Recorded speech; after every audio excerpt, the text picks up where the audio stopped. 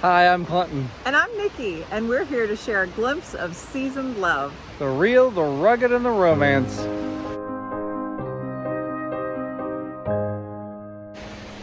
Adventure is on the horizon, but it looks very different this time, doesn't it? It does.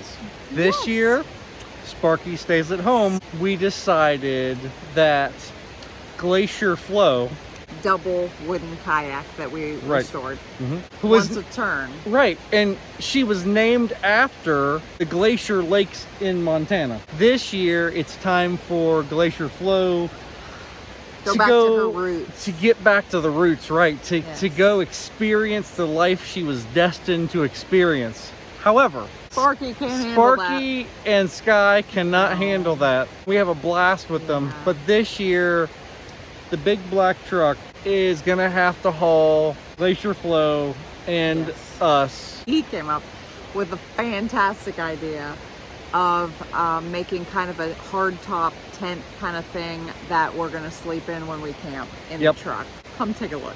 Yeah, come on. So we're in the mountains of North Carolina this weekend to test our whole setup and our rig and everything. And we're going to sleep out here tonight by this beautiful stream that we have camped here before when we were first testing Sparky. Yeah, this is actually where we first tested Sparky Yes. Yes. And so now that we felt like it was only appropriate that we come and test out this little bit of a rig that we got going on here on the big black truck. So I'm going to let Clinton actually tell you about how we made the top. So basically what we did was we just took some plywood and made a few cleats underneath of it, some supports that sit up on top of our ladder rack. Right now I have cross bracing done with some ratchet straps, but that'll be done with cable before we're all said and done. We're just doing proof of concept right now. We painted it, it's fairly waterproof, so we decided to come out and give it a shot. We've got some nice canvases that roll down, and guys, these are just, it's super simple. This isn't like a long-term thing like Sparky is. This is just for this trip. It's basically drop cloth that's the waterproof kind or the spill-proof kind. So it's got like a plastic stuff on one side just to keep the water from getting in. I did this interior with a little piece of PVC pipe so that what we can do is roll the whole thing up, right? And then once it's rolled up, it fits up into another piece of PVC that I have already put up in here, and so then this part just fits up in there for storage. That way the wind doesn't catch it and all that kind of stuff. And we have bungees that will hold it in place. Yeah. And so forth. Our queen size mattress from Sparky fits into the bed of the truck. So if you lift up the covers, you can show them kind of what we did for the support. We just built some plywood supports that go underneath so that we could have room to store all the different stuff that we need to take with us and slide it back in there. That platform sits on top of the wheel wells. That's what makes the mattress fit in the back of the truck. Yeah, it's gonna be super fun. Good morning. We had our first night in our truck tent camper thingy. It was fabulous. It was. Worked great. Really, oh, hey. We had a visitor. Oh, we did. We did. We were playing this game.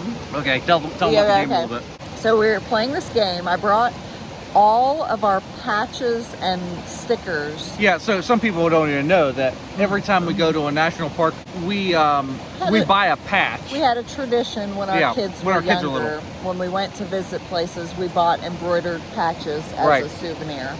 And they had a backpack, and we sew them on the backpack. And then when we travel, they have this backpack with all the places we've been. Right, and I got patches too, but I never put them on a backpack yet. Yeah.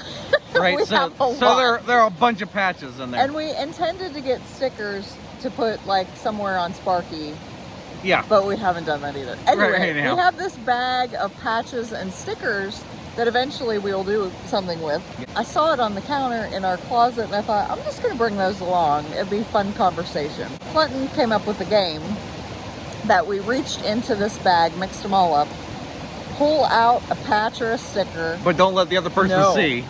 And then you had to come up with a clue to try to get them to guess which park or place it was from. Right. It's dusk. It's like starting to get where we could. It's hard to look. It's hard to see the patch, right? It's more than dusk, honey. It's starting to get dark. Anyway, I look over his shoulder and I see this form. There was a bear. You see the truck, right? And that little green tent there. It walked out past, and it was right there. It was standing right here. Not even joking.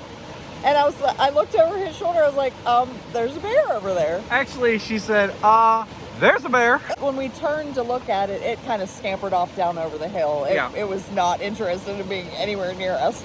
And then Clinton kind of made some noise and flashed his light and whatever, just to make sure it was well on its way somewhere other than where we are. Right. So let's talk about that. Sometimes our marriage has visitors. Unexpected ones. Unexpected visitors. The Bible talks about in Song of Solomon that we need to be on watch for the little foxes who would come into the vineyard and destroy things. Foxes aren't bad in and of themselves. There's nothing wrong with seeing a bear. But in your marriage, if you're not alert and paying attention to what's happening, sometimes those little foxes can destroy things. Sometimes in our marriage, everything is just really hard. When times are like that, we can really easily see signs of warning because things might become worse. When times are good and things are going really well, we still have to have the same level of awareness and alertness to be watching so that they don't come in and end up making things bad as well. So be encouraged and stay watchful in your marriage. Absolutely.